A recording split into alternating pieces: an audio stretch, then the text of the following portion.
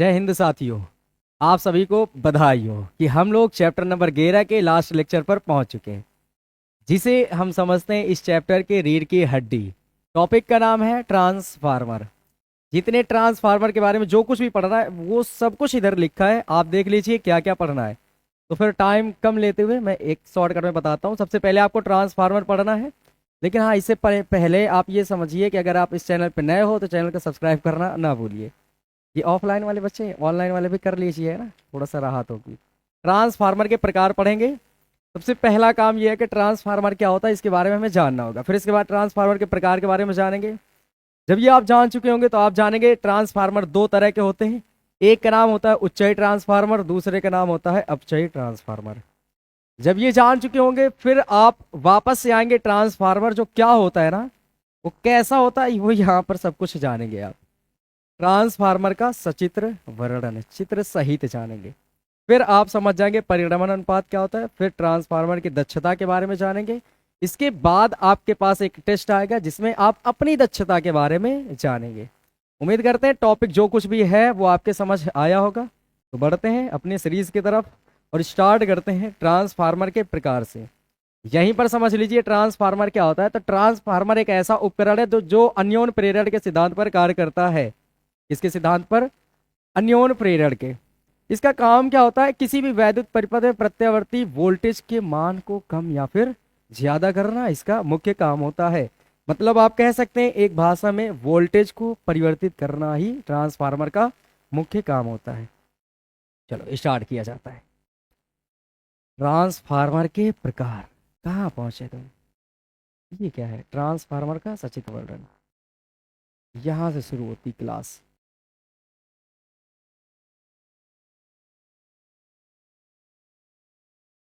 तो शुरू करते हैं इस लेक्चर को। देखिए यहां पर लिखा है ट्रांसफार्मर के प्रकार। नंबर 1 पर लिखा है उच्चयी ट्रांसफार्मर, नंबर 2 पर लिखा है अपचयी ट्रांसफार्मर। सबसे पहले मैं आपको यहां बताता हूं ट्रांसफार्मर क्या होता है। ट्रांसफार्मर के बारे में इधर ही बता दो।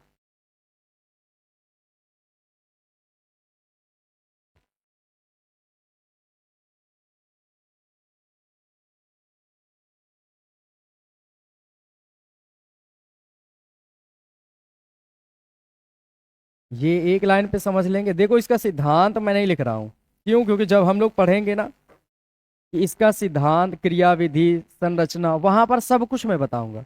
यहाँ पर थोड़ा सा जल्दी पे पढ़ लेते हैं बस। ट्रांसफार्मर करता क्या है तो हम क्या कहेंगे, ट्रांसफार्मर एक ऐसा उपकरण होता है।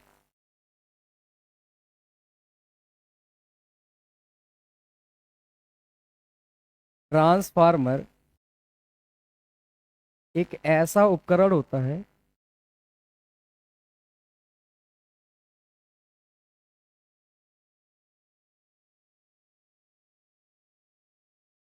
होता है जो किसी वैद्युत परिपथ में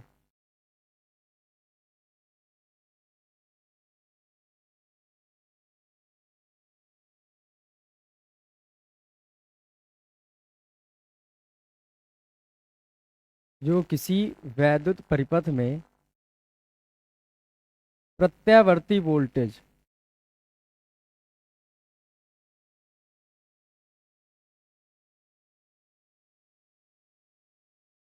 क्यों नहीं चल पा रहा है ये? प्रत्यावर्ती वोल्टेज को परिवर्तित करता है।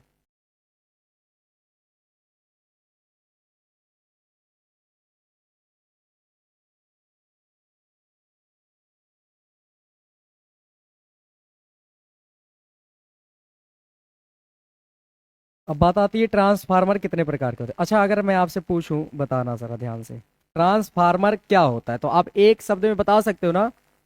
वह उपकरण जो किसी वैद्युत परिपथ में प्रत्यावर्ती वोल्टेज के मान को परिवर्तित करे उसका नाम क्या होगा? ट्रांसफार्मर होता है। ठीक है। अब यहां पर बात आती है ट्रांसफार्मर के प्रकार। वो कितने हैं? दो प्रकार के हैं। नंबर 1 पे आप पढ़ेंगे उच्चयी ट्रांसफार्मर।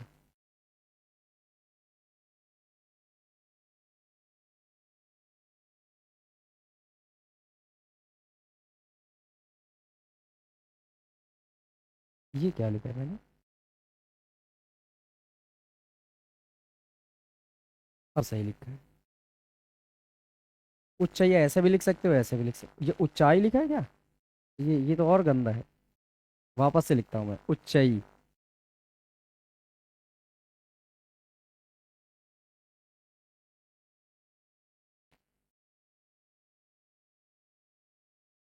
अच्छा एक बात समझो जरा, इसके नाम में ही सारी चीजें छिपी होती है। ये क्या होता है? नाम क्या लिखा है बोले? ऊंचाई। ऊंचाई का मतलब जो ऊंचा कर दे, है ना? क्या कर दे? ऊंचाई मीन्स ऊंचा करने वाला। अपचई मीन्स घटा देने वाला। ऊंचाई मीन्स ऊंचा कर देने वाला। तो सोचो जरा, ऊंचा किसको करेगा? ऐसा ट्रांसफार्मर जो किसी वैद्युत परिपथ में निम्न वोल्टेज को उच्च वोल्टेज में बदल देता है, उसका नाम क्या हो जाएगा? ऊंचाई ट्रांसफार्मर। समझ आया? ट्रांसफार्मर का मुख्य काम बताओ एक बार पहले, फिर से बताओ। प्रत्यावर्ती वोल्टेज के मान को परिवर्तित करना, यही बताया मैंने। तो जो निम्न को उच्च कर दे उसका नाम क्या हो जाएगा? उच्चाई। और जो उच्च को निम्न कर दे उसका नाम अपचाई। समझ गए? तो लिखूं मैं यहां पर अब, ऐसा ट्रांसफार्मर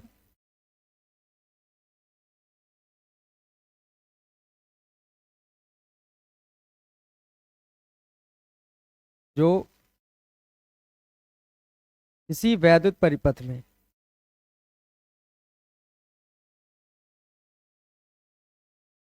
जो किसी वैद्युत परिपथ में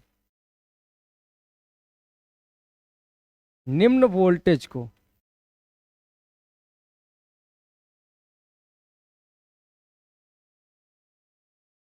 निम्न वोल्टेज को उच्च वोल्टेज में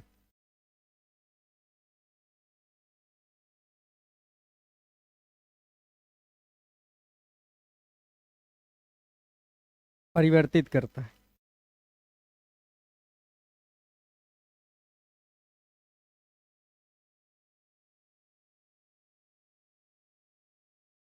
उसे उच्चई ट्रांसफार्मर कहते हैं।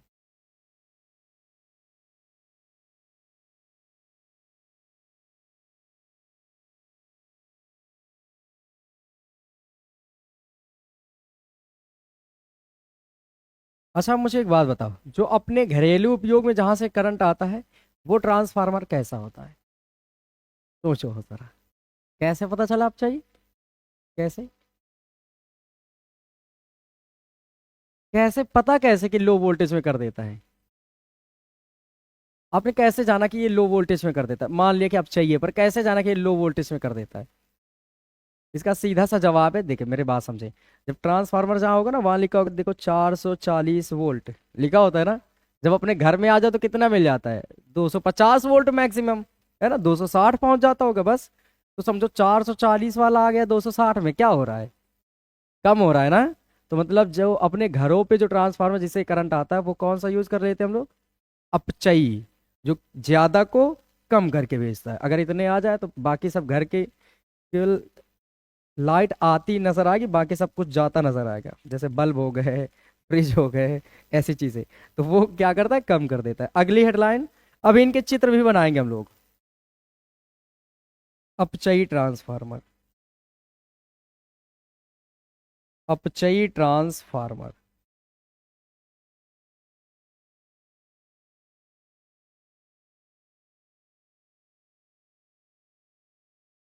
ट्रांसफर तो कहीं नहीं लिखा है ना? बढ़िया लिखा है ट्रांसफार्मर। ऊपर सबसे ऊपर लिखा है क्या कहीं?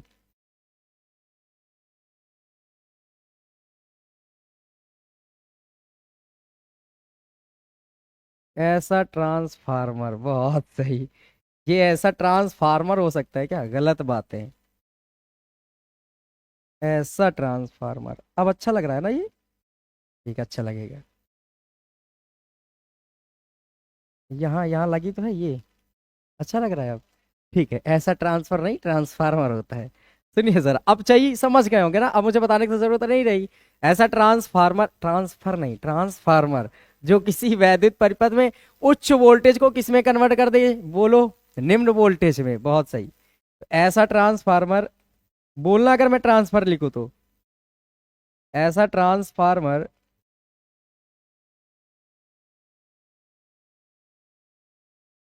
जो किसी वैद्युत परिपथ में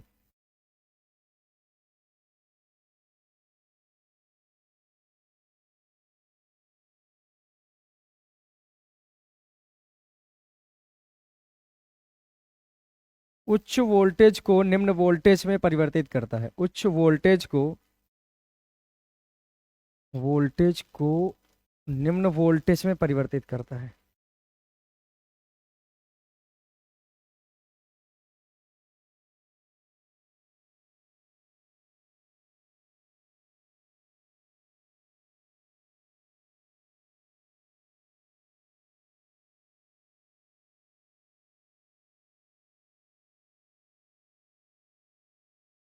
बाकी समझदार है ना, डेड डैश कहते हैं, भर लेंगे ना अपने आप से क्या कहते हैं। अपचयी ट्रांसफार्मर कहते हैं। अब एक बात समझिए जरा, मैंने यहीं पर बताया था ना, ट्रांसफार्मर ये जो चीज है ये किसके सिद्धांत पर कार्य करते हैं? अन्योन प्रेरण के सिद्धांत पर कार्य करता है। किस सिद्धांत पर? इसका अगर मैं आपसे पूछ लूं इसका सिद्धांत बता दीजिए, तो आप कहना इसका सिद्धांत जो है अन्योन प्रेरण।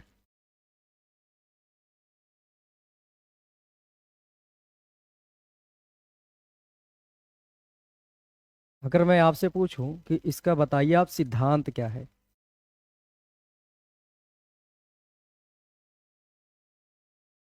सिद्धांत, तो आप क्या जवाब देंगे बताओ? अन्योन प्रेरण। क्या आपने जाना था अन्योन प्रेरण क्या होता है?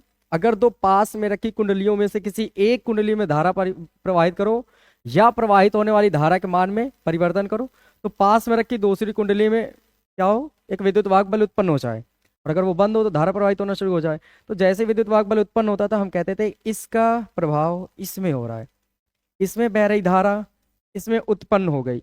तो इसके लिए ये अननोन थी ना, इस वजह से इस घटना का नाम क्या हुआ करता था? अन्योन प्रेरण। मतलब ये हुआ कि अगर दो कुंडलियों में से एक कुंडली में हम धारा प्रवाहित कर लें या धारा के मान में परिवर्तन करें और उसका सीधे प्रभाव पास में रखी दूसरी कुंडली पर पड़े और दूसरी कुंडली में वैद्युत वाहक बल उत्पन्न हो जाए, तो हम कहेंगे ये जो घटना हो रही ना, इस घटना का नाम अन्योन प्रेरण। समझ आई होगी। मैंने ये जो अन्योन प्रेरण को सुनाया क्यों? क्योंकि मैंने इसमें गौर से समझो तो बार बार मैंने इंडिकेट किया दो कुंडलियां होती हैं, कितनी? तो ट्रांसफार्मर भी अगर अन्योन प्रेरण में सिद्धांत में कार्य करता है तो फिर इसमें भी दो कुंडलियां होती होंगी। तो कुंडलियों के आधार पर इनके डिजाइन बनाए जाते हैं, समझना जरा। ऊंचाई का मतलब क्या होता है? ज्यादा करने वाला। ऊंचाई का मतलब ज्यादा करने वाला। ज्यादा कोई किसको करेगा? जो कम होगा उसको ज्यादा किया जाता है। इसका मतलब इसके लिए दो मैं यहां पर कुंडलियां बना रहा हूं और ट्रांसफार्मर है ये, समझना। अगर एक मैंने ये बनाई ऐसे ऐसे, थोड़ा सा और छोटा करूं यहाँ,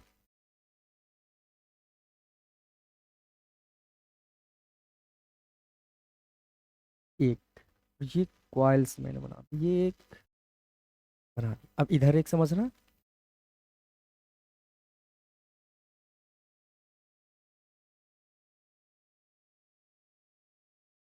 बताओ ये क्या थी? पहले कम थी, बाद में क्या दिख रहा है बोलो? ज्यादा।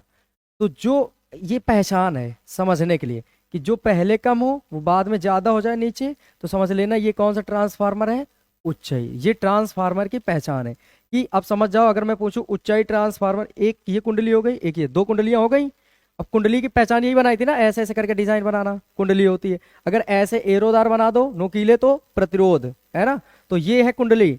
अब कुंडली अगर दो हैं तो एक का नाम प्राथमिक और एक का नाम द्वितीयक। तो यहाँ पर कौन सी प्राथमिक है कौन सी द्वितीयक है इसको भी जानो। ये है प्राथमिक,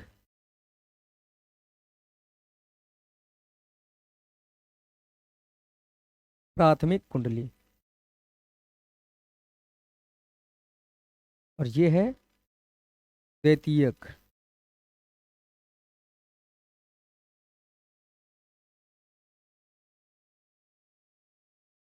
अगर मैं आपसे पूछता हूं किसमें कुंडलियों में फेरों की संख्या ज्यादा है बताओ? किसमें? द्वितीय कुंडली में, है ना। तो बस ये बातें याद रखना कि उच्चई इसका नाम होता है, उच्चई ट्रांसफार्मर। इसका नाम क्या है बोलो? उच्चई। मैं यही लिख देता हूं।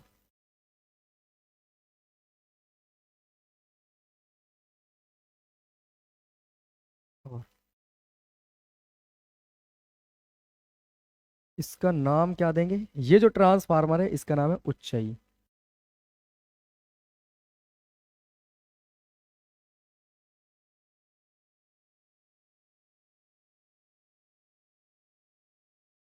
तो बताओ जरा, अगर मैं आपसे पूछूं ऊंचाई ट्रांसफार्मर को फेरों के हिसाब से इसकी डेफिनेशन बना दो, तो आप क्या बनाएंगे? ऐसा ट्रांसफार्मर जिसकी प्राथमिक कुंडली में फेरों की संख्या कम और द्वितीयक कुंडली में फेरों की संख्या अधिक हो उसे ऊंचाई ट्रांसफार्मर कहते हैं। ऐसा ट्रांसफार्मर जिसकी प्राथमिक कुंडली में फेरों की संख्या कम हो और द्वितीयक कुंडली में फेरों की संख्या अधिक हो उसका नाम ऊंचाई ट्रांसफार्मर होता है। अब समझ गए होंगे इसका अपोजिट क्या हो जाएगा? अपचयी वाला। अपचयी मीन्स कम करने वाला। कम किसको किया जाता है? जो ज्यादा होगा उसी को कम करेंगे ना। तो मतलब जो पहले ज्यादा हो बाद में क्या हो जाए? कम। तुम इधर आ जाओ, तुम्हारी कोई जरूरत नहीं रही।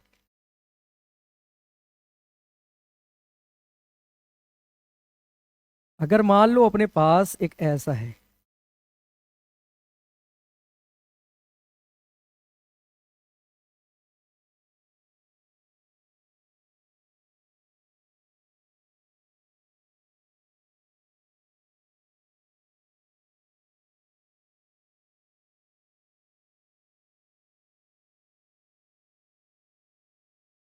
तो इसमें क्या देखा आपने बताओ? जो प्राथमिक कुंडली है उसमें फेरों की संख्या ज्यादा है।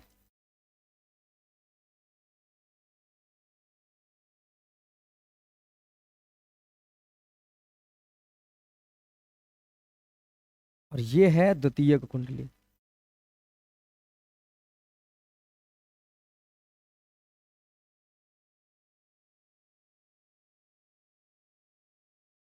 इसका नाम क्या देंगे हम लोग? बोलते चले, अपचयी ट्रांसफार्मर।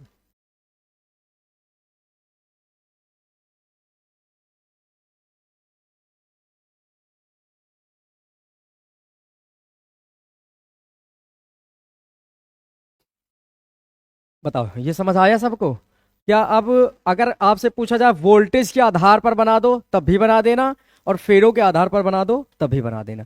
वोल्टेज के आधार पर ऐसा जो ट्रांसफार्मर ज्यादा को कम कर दे अपचयी और कम को ज्यादा कर दे उच्चयी। अगर फेरों के हिसाब से बनाओगे तो जिसमें प्राथमिक कुंडली में कम और द्वितीयक में ज्यादा तो उच्चयी, प्राथमिक में ज्यादा द्वितीयक में कम तो अपचयी। सीख गए ये? ठीक है, अब कहाँ है सेव करने वाला? इतना तो सीख गए तो ये कंप्लीट होता है यहां तक। अब इसके बाद हम लोग पढ़ेंगे आगे कुछ ट्रांसफार्मर का पूरा सा वर्णन, जो जितना पढ़ना है। ये जो टॉपिक अगर आपने पढ़ लिया तो फिर हो सकता है आपके 5 नंबर मिल जाए। तो छोड़ना तो है ही नहीं कुछ भी, कोई भी टॉपिक सीखो जरा। एक बार मैं कोशिश करता हूं जाने की, कहां पर? उसमें चित्र में, नेक्स्ट पेज पर। अगर मैं बना पाया तो एक अच्छा सा चित्र बनाकर मैं समझाता हूँ। वापस से मैं इसी में आ जाऊंगा ना। देखता हूँ,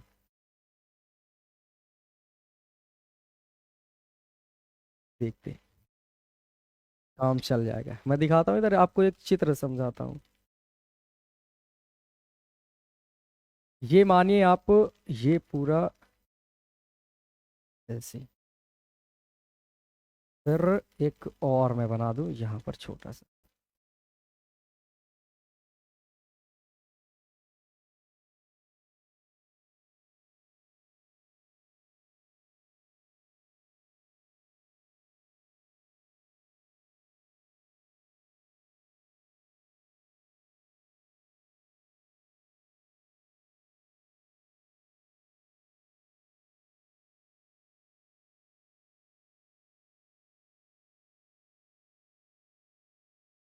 ये लो, अब समझना जो कुछ भी बनाएंगे अब हम लोग बनाते हैं।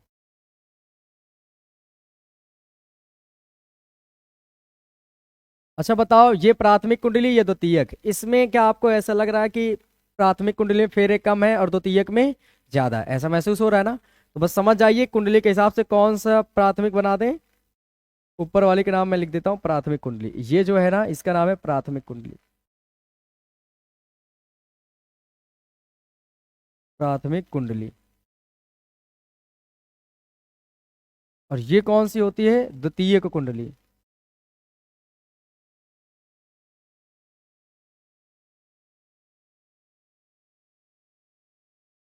ये है पूरे ट्रांसफार्मर की पहचान। यहां पर जो फेरे हैं ना इसमें इनका नाम हो जाएगा एनएस। एनपी, प्राथमिक कुंडली में एनपी और इधर वालों का नाम एनएस। इधर फेरों की संख्या एनपी, इधर फेरों की संख्या एनएस। कुछ चीजें तो मैं यहीं पर आपके सामने बता देता हूं ताकि आपके सामने ये पता चल जाए, फिर आगे उस स्लाइड पे अपने जाएंगे पीछे वाले पर, फिर उसमें हम लोग ढेर सारी चीजें लिखेंगे। सबसे पहला काम, सिद्धांत मैं यहीं लिखता हूं ट्रांसफार्मर का, समझते चलेंगे। सिद्धांत, अब सिद्धांत क्या है समझो जरा। हम अगर आपसे पूछे कि ट्रांसफार्मर का सिद्धांत क्या है तो आप कहना ट्रांसफार्मर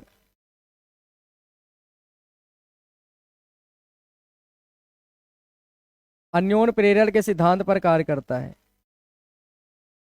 अन्योन प्रेरण के सिद्धांत पर कार्य करता है।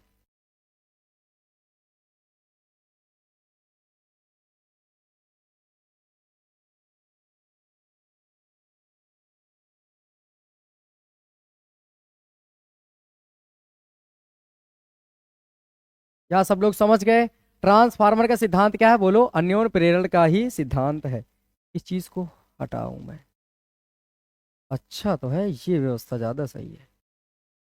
ये ट्रांसफार्मर है और इसको मैं इधर खिसका देता हूं, नजर आता रहेगा। और थोड़ा समय इधर की कोशिश करूं हटाने की।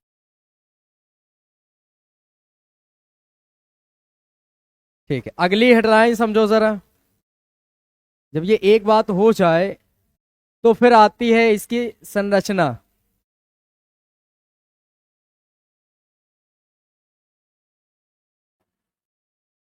संरचना का मतलब ये कैसे कैसे बनी होती है। संरचना का मतलब क्या होगा बताओ, ये कैसे कैसे बनी होती है। तो इसको जानने के लिए हम ये समझेंगे कि ये जो ये जो दिख रहे हैं ना, ये ऐसे, ये एक मोटी नहीं, इसमें कई सी पत्तियां नजर आ रही होंगी।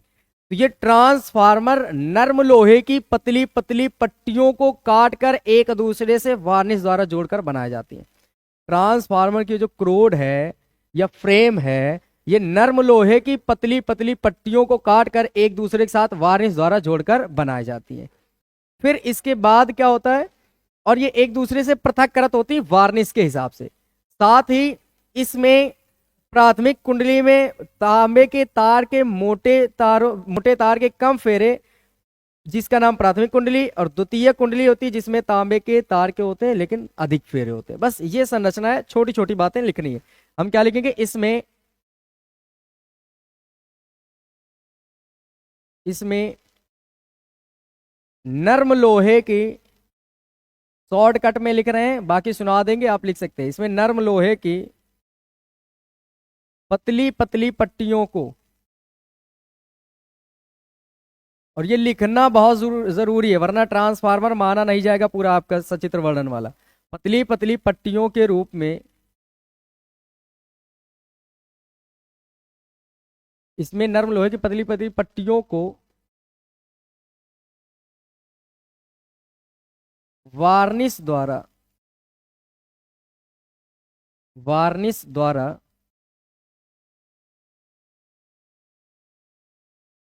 जोड़कर बनाया जाता है, बनाया जाता है।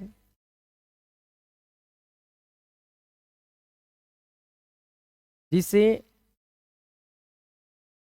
लिख देता हूं, जो एक दूसरे से, जो एक दूसरे से पृथककृत होती हैं। पृथककृत का मतलब अलग अलग होती हैं, पृथककृत होती हैं। ट्रांसफार्मर की इस क्रोड को, ट्रांसफार्मर की इस क्रोड को पटलित क्रोड कहते हैं। ये शब्द याद रखिएगा, पटलित क्रोड कहते हैं।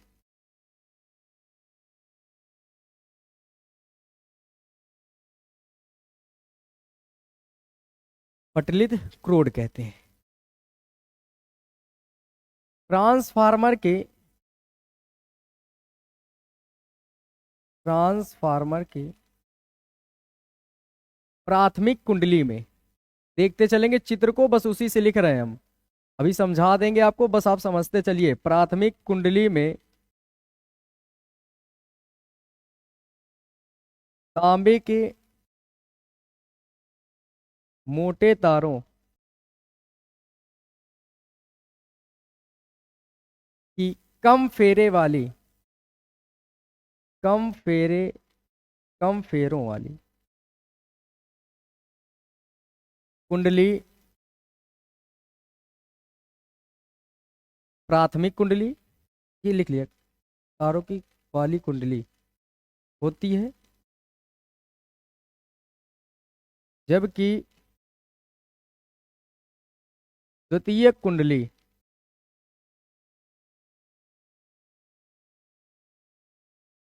अधिक फेरों वाली होती है।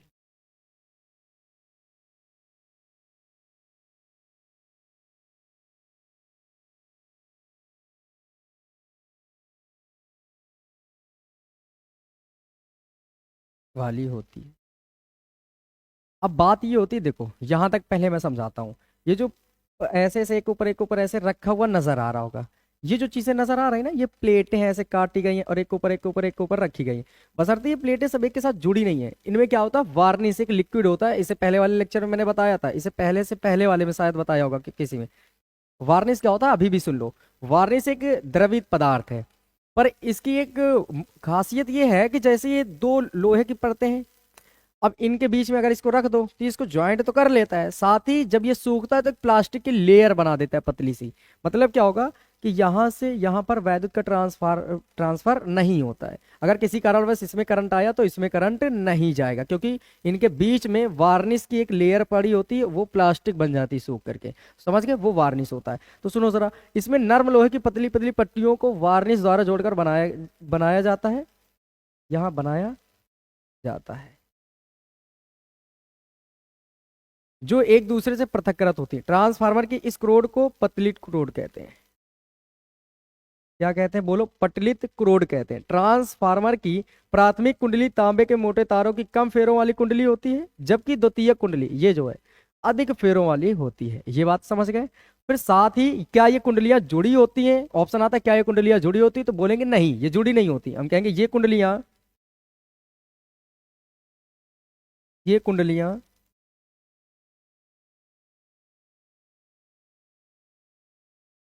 एक दूसरे से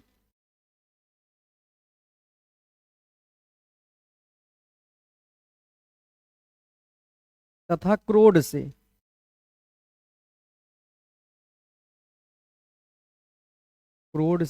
वार्निश द्वारा पृथक्कृत होती हैं, वार्निश द्वारा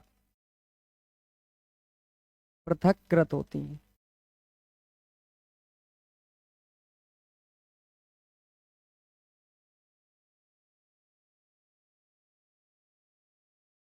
ये बन के तैयार हो गया आपके पास संरचना की। इसमें क्या क्या होता है, बहुत बड़ी चीजें मैंने नहीं लिखी, बहुत कम समय में मैंने बहुत छोटी चीजें लिख के इसे दिखा दी आपके सामने। अब हम क्या करेंगे, इसके बाद थोड़ी सी और कुछ चीजें लिखनी है। कार्यविधि, कार्यविधि अगर आप लिखना सीख गए तो मान लीजिए आधे से ज्यादा आप करना सीख गए।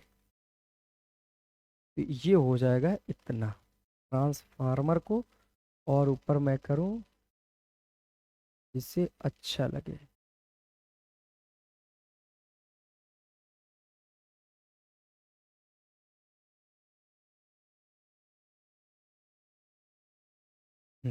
सुनिए जरा, अब अगली जो हेडलाइन आएगी वो कार्यविधि आएगी। हम लोग अगली हेडलाइन डालेंगे कार्यविधि। और ये कार्यविधि बहुत जरूरी है, क्योंकि अगर आपको ये नहीं पता तो फिर बेकार है इसको पढ़ना। कार्यविधि, कार्यविधि क्या है आप समझते चले। देखिए जरा ध्यान से समझना। इसमें सबसे पहला काम, सबसे पहला काम क्या होगा, अगर मैं आपसे पूछूं कि कार्यविधि क्या होगी, तो देखो प्राथमिक कुंडली में हम स्रोत जोड़ते हैं, जो प्रत्यावर्ती धारा स्रोत देते हैं वो प्राथमिक कुंडली में जोड़ते हैं। जब इस कुंडली में जोड़ेंगे तो प्रत्यावर्ती धारा पहले अर्धचक्र में, देखो प्रत्यावर्ती धारा की डायरेक्शन देखो इधर, ऐसे ऐसे ऐसे होगी। तो जो प्रत्यावर्ती धारा होगी वो पहले अर्धचक्र के दौरान देखो एक दिशा में इधर होगी, फिर अगले दिशा में इधर होती है। तो हम क्या कहेंगे, जब प्राथमिक कुंडली को प्रत्यावर्ती स्रोत से जोड़ते हैं तो प्रत्यावर्ती धारा एक चक्र के दौरान एक दिशा में चुंबकित होती है, जबकि दूसरे अर्धचक्र के दौरान दूसरे दिशा में चुंबकित होती है। और फिर चुंबकित अनुचुंबकित, भाई जहां खत्म हो जाए वहां अनुचुंबकित। तो बार बार चुंबकन और विचुंबकन के कारण चुंबकीय फ्लक्स में क्या होने लगता है, बोलो, परिवर्तन होता है। भाई देखो, ये अगर धारा लगातार वो इधर जाएगी तो ये इधर जाएगी, तो ये बदल रही है ना, डायरेक्शन बदल रही। चुंबकन विचुंबकन, भाई यहां से यहां तक है, यहाँ जीरो, फिर यहाँ बढ़ती गई फिर जीरो, फिर इधर की ओर अधिकतम अधिकतम अधिकतम, यहाँ बढ़ती गई अधिकतम, फिर इधर घटते घटते शून्य। तो ये बार बार चुंबकन और बार बार विचुंबकन के कारण इस कुंडली में क्या हो जाता है, जल्दी से बोले, फ्लक्स में परिवर्तन होता है। और इसका सीधे प्रभाव अन्योन्य प्रेरण के सिद्धांत के अनुसार इसका प्रभाव दूसरी कुंडली में पड़ता है और इसमें प्रेरित विद्युत वाहक बल उत्पन्न हो जाता है। और इधर से ट्रांसफार्मर के हमारे घरों के लिए तार जुड़े होते हैं, या जहां सप्लाई करनी वहां के लिए जुड़े होते हैं, और वहां पर धारा प्रवाहित होना शुरू हो जाती है। फिर से एक बार सुनिए जरा, यहां पर जो कुछ भी लगाएंगे हम प्राथमिक कुंडली में लगाएंगे, और इसमें जब हम लगाएंगे तो प्रत्यावर्ती धारा पहले अर्धचक्र के दौरान एक दिशा में चुंबकित होती है और दूसरी बार दूसरी दिशा में। तो ये बार बार चुंबकन और विचुंबकन के कारण ऐसा होता है कि अन्योन्य प्रेरण यहाँ काम करने लगता है। अन्योन्य प्रेरण की घटना होती है, और अन्योन्य प्रेरण की घटना के अनुसार इस कुंडली में जो फ्लक्स परिवर्तन होता है इसका सीधे प्रभाव पास में उपस्थित दूसरी कुंडली पर पड़ता है, और इसमें एक प्रेरित विद्युत वाहक बल उत्पन्न हो जाता है। और अगर परिपथ बंद है तो धारा प्रवाहित होना शुरू हो जाती है। बस यही तो काम था कि कुल मिलाकर दोनों कुंडलियों को यूज में लेना हमारा मुख्य काम होता है, कि यहां पर मैंने दिया, यहां पर हो गया तो अन्योन्य प्रेरण दिख गया। तो अब सुनिए जरा, यही चीज मैं लिखता हूं, इसी को देखते हुए बनाया जाता है। देखेंगे, जब कलर चेंज, जब प्रत्यावर्ती धारा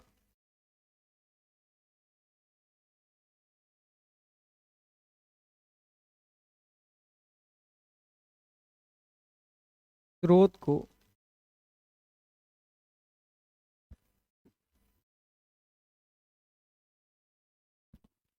धारा स्रोत को प्राथमिक कुंडली से जोड़ते हैं, प्राथमिक कुंडली से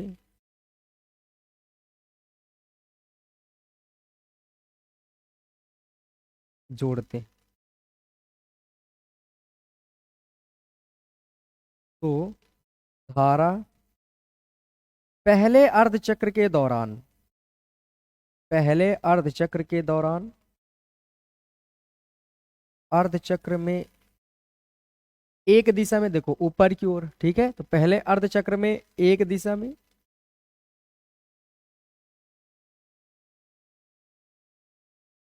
जबकि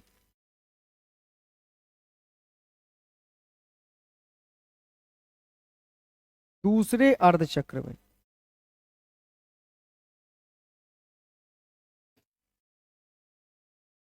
अर्धचक्र में दूसरी दिशा में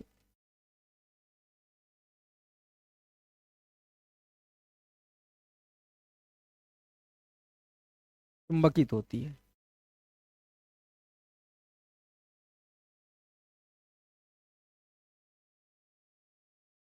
इस प्रकार क्या कहेंगे, बोलो हम लोग, एक बार इधर चुंबकित होगी एक बार इधर, तो बार बार चुंबकन और विचुंबकन के कारण इस प्रकार बार बार चुंबकन और विचुंबकन के कारण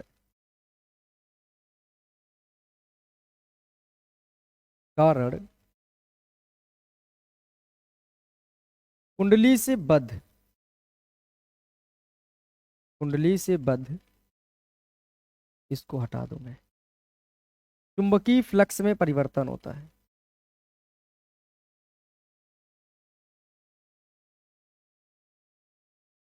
चुंबकीय फ्लक्स में परिवर्तन होता है,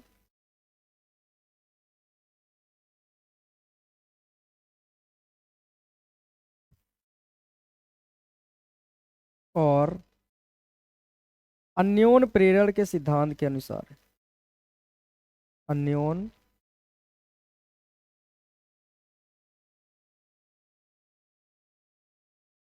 प्रेरण के सिद्धांत के अनुसार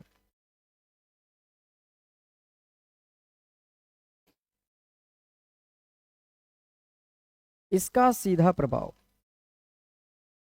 इसका सीधा प्रभाव द्वितीयक कुंडली पर पड़ती है, द्वितीयक कुंडली पर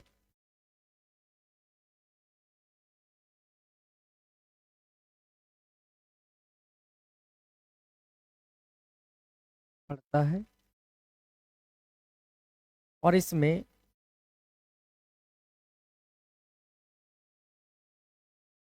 एक प्रेरित विद्युत वाहक बल उत्पन्न हो जाता है, और इसमें एक प्रेरित विद्युत वाहक बल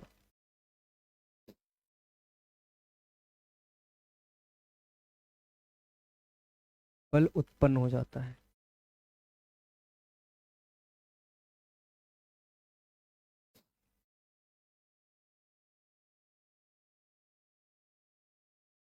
उत्पन्न हो जाता है, और यदि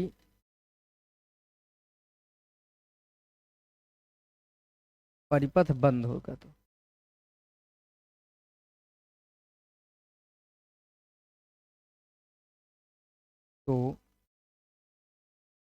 धारा प्रवाहित होना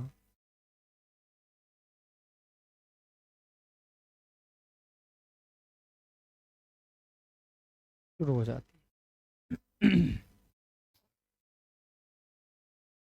और आपको पता होना चाहिए कि जितना, जैसे जैसे इसमें परिवर्तन होगा वैसे वैसे इसमें प्रेरित विद्युत वाहक बल उत्पन्न होगा और धारा प्रवाहित होना शुरू हो जाएगा। ये यहाँ तक कंप्लीट कर देते हैं हम। अब मान लो इसके बाद थोड़ा सा डेरिवेशन टाइप का है, वो भी आप सीख लीजिए। इसको मैं और थोड़ा सा छोटा करूँ, अब जगह तो बनानी ही होगी इतने में ही।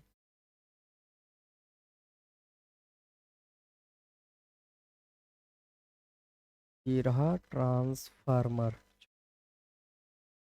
अब मैं क्या कर सकता हूँ, इनको शिफ्ट कर सकता हूँ पीछे की ओर, यहाँ से कर सकता, हर किसी को करना ही होगा हमें। जगह नहीं है, बस मुझे 1 मिनट का टाइम दें, सब कुछ मैं एडजस्ट कर।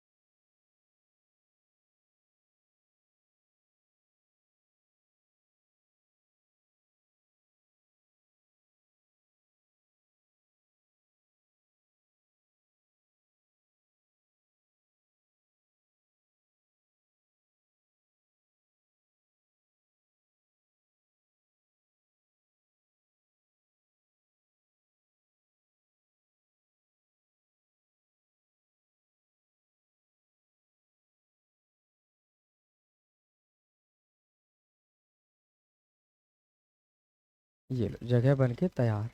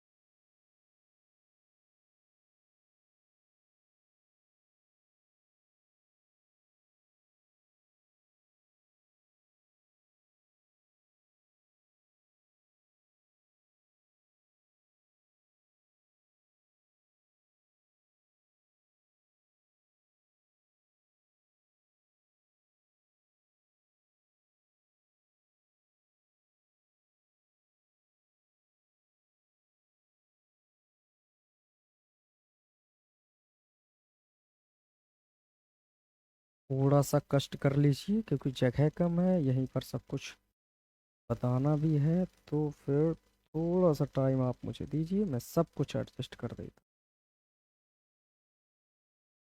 वरना अगर मैं इधर से हटा दूंगा तो फिर गड़बड़ हो जाएगा।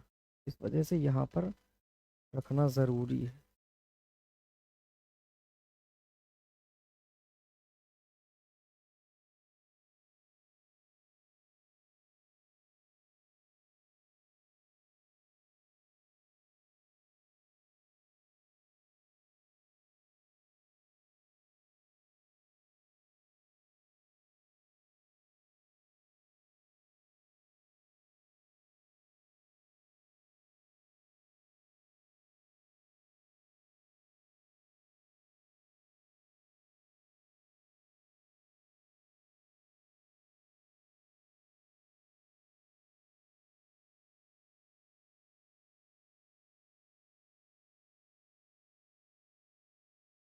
ये लो बन के तैयार है। इतनी चीज़ें दिख रहा होगा स्क्रीन पे, हाँ दिख जाएगा, बढ़िया दिख रहा है, सब कुछ सही दिख रहा है। ट्रांसफार्मर को मैं नीचे शिफ्ट कर दूंगा, स्क्रीन रोशनी पड़ रही होगी तो ठीक नहीं, सही है। अब सुनिए ज़रा, अब हम लोग आगे बढ़ते हैं। अब हम लोग लिखेंगे माना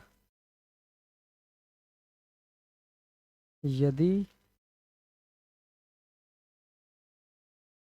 यदि ट्रांसफार्मर की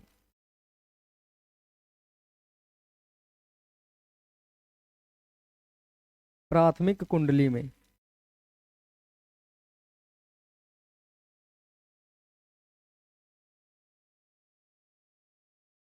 फेरों की संख्या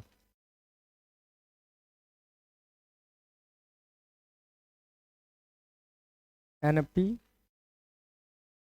और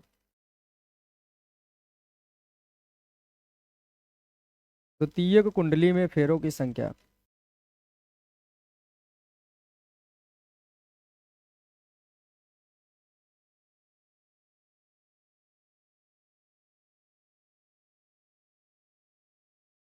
NS है, तब ये चीजें लिख ली।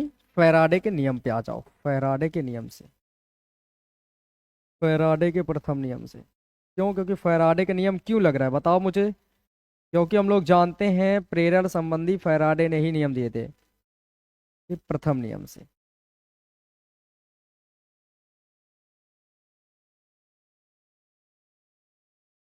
चलिए बोलिए जरा, फैराडे का प्रथम नियम क्या कहता है?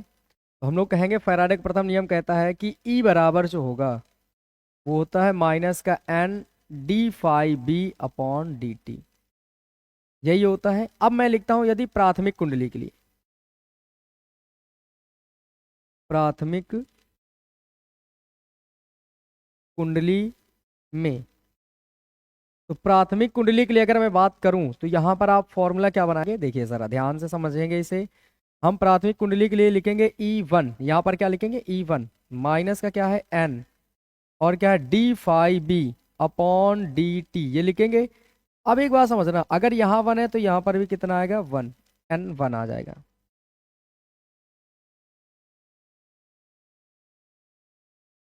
N1 और d phi b/dt, ये बनेगा इक्वेशन नंबर फर्स्ट।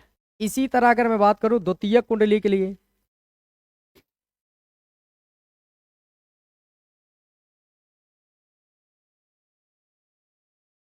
द्वितीयक कुंडली में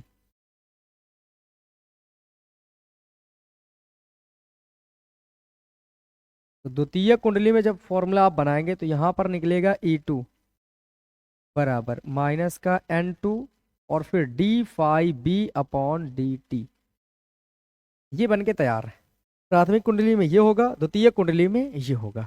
अब यहां से मैं समीकरण 2 इसको देता हूं और समीकरण 1 में 2 से भाग कर देता हूं।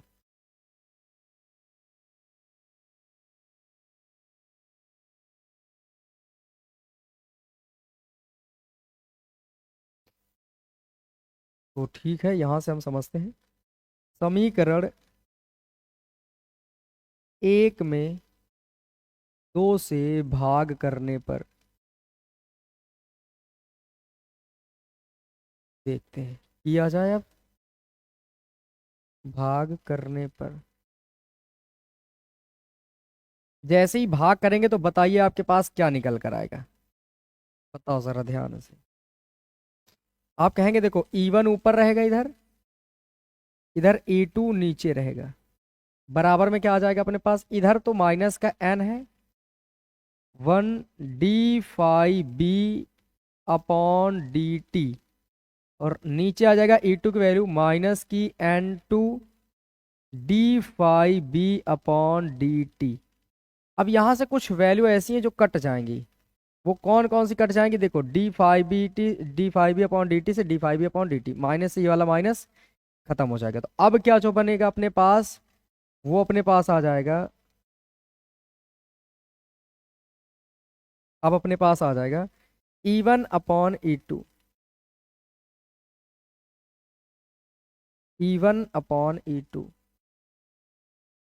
बराबर, बताओ N1 अपॉन N2, N1 की वैल्यू मतलब P, अच्छा वन वन, तो वन वन समझना चाहिए, अभी N1/N2 आ गया। इसी के हिसाब से अगर देखो वन कहाँ माना है, पहली कुंडली के लिए है ना, पहली कुंडली। अब प्राथमिक कुंडली को वन माना है, तो प्राथमिक कुंडली में फेरों की संख्या NP है, द्वितीयक में NS है। तो पहले में विद्युत वाहक बल आएगा तो EP आएगा, और दूसरे में आएगा तो NS। मैं यहीं पर सीधे सब शिफ्ट कर देता हूँ 1 2 के हिसाब से। तो यहाँ पर जो चीज़ है ना, यहाँ पर 2 और 1 को मैं P और S में कन्वर्ट कर देता हूँ। तो यहाँ पर जो वैल्यू आ जाएगी अपने पास, जब आप इसे ढंग से देखेंगे, तो ये प्राथमिक कुंडली के लिए P यूज करना, तो यहाँ पर भी P यूज कर लेना। द्वितीय कुंडली के लिए S यूज करना सेकेंडरी, तो यहाँ पर S यूज कर लेना सेकेंडरी। तो वैसे ही सेम काम इधर भी हो जाएगा, इसको भी हटा दीजिएगा, इसको भी हटा दीजिएगा, यहाँ पर भी हटा लीजिए इसको भी। तो ये जो वैल्यू बन के आएगी अपने पास, ये बन जाएगा EP/ES, तो ये आ जाएगा NP/NS। तो क्या बन के तैयार हो जाएगा अब अपने पास, ध्यान से समझेंगे तो अब क्या अपने पास बनेगा, EP और NS, सीधे बता दो यहाँ से, इसकी कोई ज़रूरत ही नहीं। तो बोलो ज़रा, यहाँ से बन जाएगा EP/ES = NP/NS। और इस तरह से ये जो बन के आया है, यही है अपने पास इसका रिजल्ट। उम्मीद है इतना समझ आ गया होगा।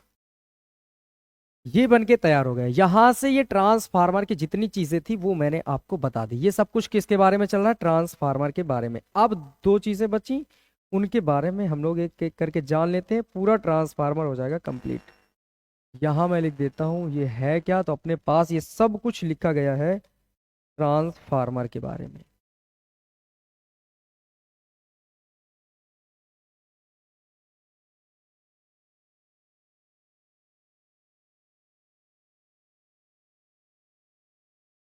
ट्रांसफार्मर, ठीक है, यहां से अब समझते चलेंगे। हम इतनी चीजें जान गए, तो यहीं से आप समझ लीजिए परिणमन अनुपात के बारे में। चलो ठीक है, ये चीजें आपको याद रखनी है, और इसको मैं थोड़ा सा हटा देता हूँ।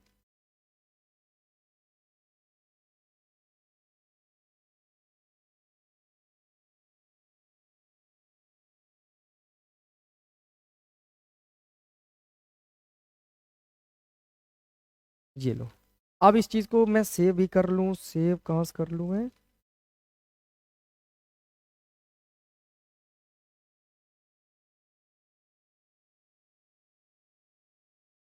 एग्जिट करता हूँ मैं।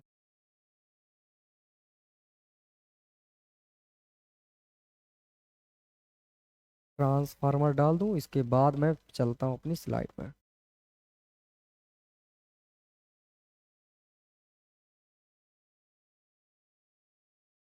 ठीक, आ गए। अब सचित्र वर्णन, वो पूरी चीजें उधर मैंने समझा दी। अब यहाँ पर हम लोग पढ़ेंगे केवल ये सचित्र वर्णन, खत्म, इसका काम खत्म हो गया। अब परिणमन अनुपात पे हम लोग चलते हैं।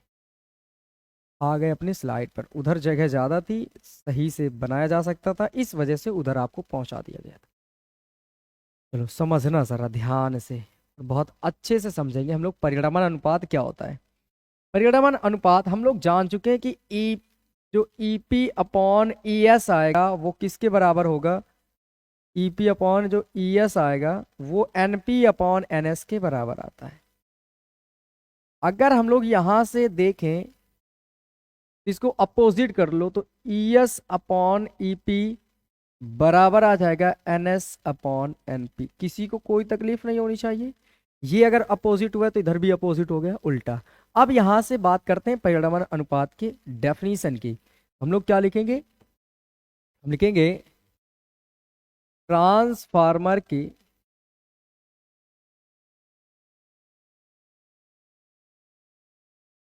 द्वितीयक कुंडली में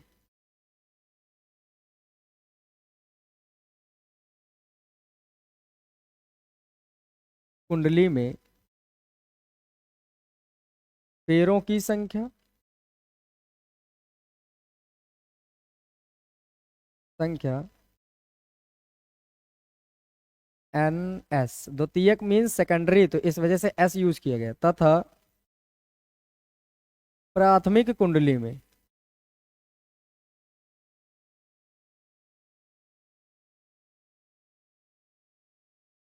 प्राथमिक कुंडली मीन्स एन पी, प्राइमरी कुंडली में पैरों की संख्या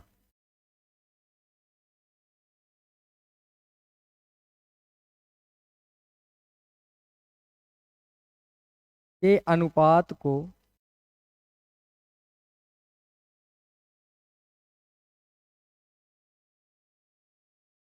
परिणमन अनुपात कहते हैं।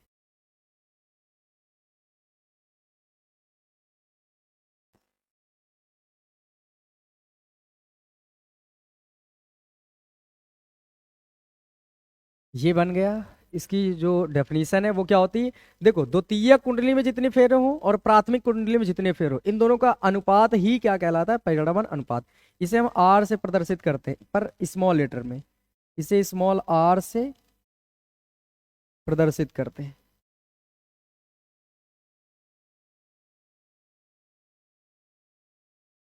तो अगर मैं आपसे पूछूं कि स्मॉल आर किसके बराबर होगा, तो आप बोलेंगे जो स्मॉल आर है वो N S upon N P के बराबर होगा। ये तो वो चीज है जो हम लोग ये जान गए हैं कि इतना ही होना है, लेकिन लेकिन अभी बात खत्म नहीं हुई। क्या हम लोग ये नहीं जान सकते कि अगर जो आर है वो N S upon N P के बराबर है और N S upon N P E S upon A P के बराबर है, तो ये E S upon A P के भी बराबर होगा। समझ आई बातें, इस तरह से आप जानेंगे कि ये इसके भी बराबर होता है। ये कंप्लीट हो जाता है परिणमन अनुपात क्या होता है। समझ गए ना, द्वितीय कुंडली में फेरों की संख्या, प्राथमिक कुंडली में फेरों की संख्या, उनका ले लो अनुपात, और जो बन के आए उसका नाम होगा परिणमन अनुपात। ठीक है, नेक्स्ट चलते हैं और दक्षता में पहुंचते हैं, और फिर आपकी दक्षता पहचानने के लिए आपका एक टेस्ट होगा और अच्छा टेस्ट होगा। समझते हैं ट्रांसफार्मर की दक्षता क्या होता है। किसी भी व्यक्ति की अगर आप दक्षता पहचानते हैं तो आपको क्या करना होता है, समझिए जरा। मैंने कहा है कि ये टेस्ट है, ध्यान से समझिए जरा। एक टेस्ट पेपर है, इसमें से आपको 100 नंबर मिलने हैं, 100 मार्क्स का। कितने मार्क्स का है बोलो, 100 मार्क्स का। ये 100 मार्क्स का है। अब आप अपनी दक्षता पहचानेंगे, व्यक्ति की दक्षता। देखना, ये रटने की कोई जरूरत नहीं होती, हर एक चीज आपके सामने आएगी तो आप समझ जाएंगे तुरंत। देखो मैं आपसे ये कह रहा हूं कि 100 नंबर का पेपर हुआ और आपके पास इसमें दो चीजें होंगी। आप कुछ अटेम्प्ट करेंगे क्वेश्चन, कुछ अनअटेम्प्ट होंगे। कुछ आप ऐसा करेंगे जिन्हें हल करेंगे और हल नहीं करेंगे। तो मान लो कि आपने हल किए और हल करने पर आपके 30 मार्क्स आ गए, तो आपके पास कितने मार्क्स नहीं मिलेंगे, आपको 70 मार्क्स आपके नहीं मिलेंगे। मुझे इनसे कोई मतलब ही नहीं है भाई, जिन्हें हल किया बस उसको ध्यान रखना है। अब मैं आपकी दक्षता मींस रिजल्ट आपको मैं दे रहा हूं। क्या आपको ये बात बड़े गौर से समझदारी के साथ आपको याद नहीं किया कि आपको 100 नंबर लिखनी है, जितने रिजल्ट जितने का था, जितने मार्क्स का टेस्ट था वो नीचे लिखे जाते हैं और आपके मार्क्स हमेशा ऊपर लिखे जाते हैं, और ये दे दिया जाता है और कहते हैं ये है आपका रिजल्ट। मींस आपकी ये दक्षता है कि आप 100 में से कितने नंबर सिक्योर कर पाए, 30 नंबर। अब इसका मतलब क्या है, इसको अपनी लैंग्वेज में समझो, हिंदी भाषा में। इसका मतलब ये हुआ कि आपके पास 100 नंबर की चीज थी, उसमें से जो निर्गत आपने निकाले हैं वो कितने निकाले बोलो, 30। आपने कितने निकाले हैं, तो 30 निकाल पाए हैं, कितने में से, 100 में से 30 निकाल पाए हैं, कितने में से? 100 में से। 100 इनपुट दिए गए थे आपके पास, दिए कितने गए थे? 100। आपने उनमें से कितने अपने लिए निकाल पाए हैं? 30। तो आपका जो रिजल्ट आया 100, 30/100 मतलब 100 में 30। तो ये जो ऊपर क्या होता है बस इतना बता दो, आपके द्वारा निकाले गए, और ये क्या होता है? आपको दिए गए। मतलब 100 नंबर का टेस्ट दिया गया आपको और उसमें से आप ऑब्जर्व कर पाए 30 नंबर। बस इसी चीज को लागू कर देना यहां पर। ट्रांसफार्मर जो था अपने पास, मान लो ये ट्रांसफार्मर है, अब मैंने इसको शक्ति प्रदान की, भाई इसको मैंने शक्ति दी, तो इसका नाम होगा निवेशी शक्ति। जो दी गई उसका नाम होगा निवेशी शक्ति। और इधर से इसने कितना निकाला, कितना निकाला, इसको कहेंगे निर्गत शक्ति। अब बात समझो जरा, मैंने इसको इतनी दी थी, निवेशी कुछ दी गई होगी, और उसमें से कितना निकाला, तो जितना निकाला उसको कहाँ रखना है? ऊपर। और जितनी थी उसको कहाँ रखना है? नीचे। और जो बन के आएगी वो ट्रांसफार्मर की क्या हो जाएगी? दक्षता। मींस क्या हुआ? निर्गत शक्ति और निवेशी शक्ति। किसकी किसकी? निर्गत और निवेशी। निर्गत शक्ति और निवेशी शक्ति का जो रेशियो होता है वही कहलाता है ट्रांसफार्मर की दक्षता। निर्गत शक्ति, निवेशी शक्ति, पहले निर्गत फिर निवेशी, तो इनका अनुपात क्या कहलाएगा? ट्रांसफार्मर की दक्षता। उम्मीद है कि समझ गए होंगे। अब मैं चलता हूं अपने टॉपिक पे और पहुंचते हैं लास्ट। इसके बाद तो और कुछ करना नहीं, हम लोगों को पढ़ लिया है, और जो चीज़ है वो इंपॉर्टेंट मैं बताऊंगा अभी बाद में आपको। क्या लिखेंगे? ट्रांसफार्मर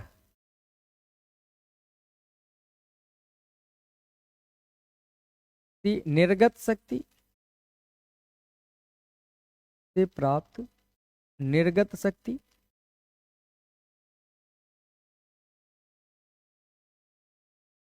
तथा उसकी निवेशी शक्ति, उसकी निवेशी शक्ति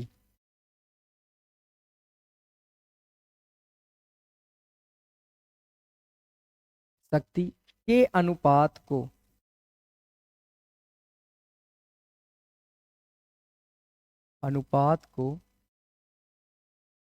ट्रांसफार्मर की दक्षता कहते हैं।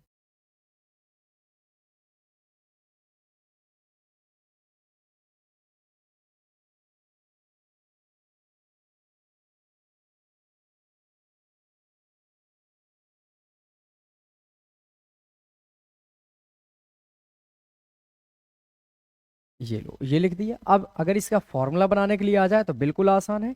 आप लिखना दक्षता, ट्रांसफार्मर की दक्षता।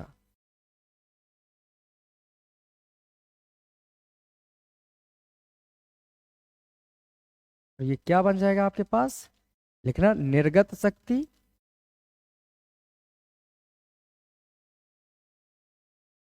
और बटे में निवेशी शक्ति।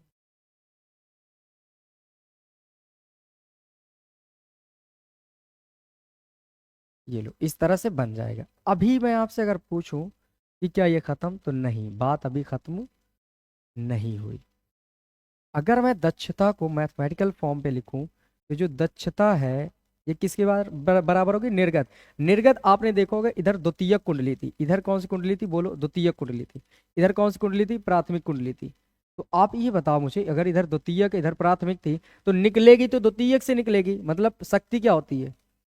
पी। निर्गत मतलब सेकेंडरी से, निवेशी मतलब इनपुट वाली किससे?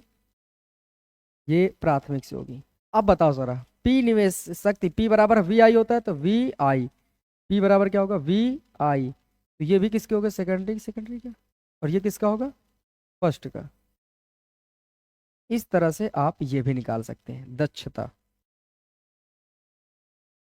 समझ बूझ कर निकाल सकते हैं। या तो आप कह सकते हैं वी एस अपॉन वीपी को ई एस अपॉन ईपी भी समझ सकते हैं, और इनटू में I S upon I P भी समझ सकते हैं। सॉरी, ये आई पी है, वोल्टेज धारा, तो यहां पर आ जाएगा आईपी। अब समझो जरा, अभी अभी पढ़ के आए हो, अभी अभी आपने पढ़ा है कि जो ई एस अपॉन ईपी होता है वो N S upon N P के बराबर होता है। पढ़े हैं ट्रांसफार्मर के? परिणमन अनुपात में। तो ये दक्षता जो होगी इसकी जगह में आ जाएगा NS upon NP, NS upon NP, और N2 में आ जाएगा IS अपॉन IP। तो इस तरह से इतने फॉर्मूले थे जो आपको याद रखना।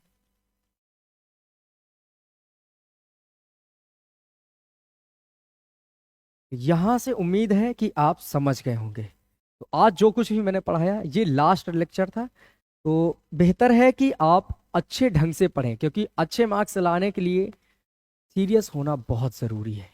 या तो मैं आपको उछल कूद करा देता, थोड़ी देर खिला देता, हंसी मजाक करा देता, चुटकुले सुना देता, शायरी बाज बन जाता और आपको अच्छा लगता, लेकिन कहीं ना कहीं ये मेरे लिए गलत था और आपके भविष्य के लिए बहुत खतरा था। इससे ध्यान रखना, जो कुछ भी पढ़ना बड़े शौक से पढ़ना, बड़े ढंग से पढ़ना, अच्छे से पढ़ना, बीच में कोई खिलवाड़ ना आने पाए। सबसे पहली बात, अपने माइंड को फ्रेश रखना बहुत ज़रूरी है। तो जो कुछ भी पढ़ें अपने माइंड को अच्छा बनाकर पढ़िए, सब कुछ अच्छा होगा। और मैं उम्मीद करता हूं कि आज मैंने जो कुछ भी पढ़ाया होगा सब कुछ अच्छे से समझ आया है। तो आज के लिए बस इतना ही रखते हैं, फिर मिलते हैं अगले वीडियो में। तब तक के लिए जय हिंद, अपना ख्याल रखिए।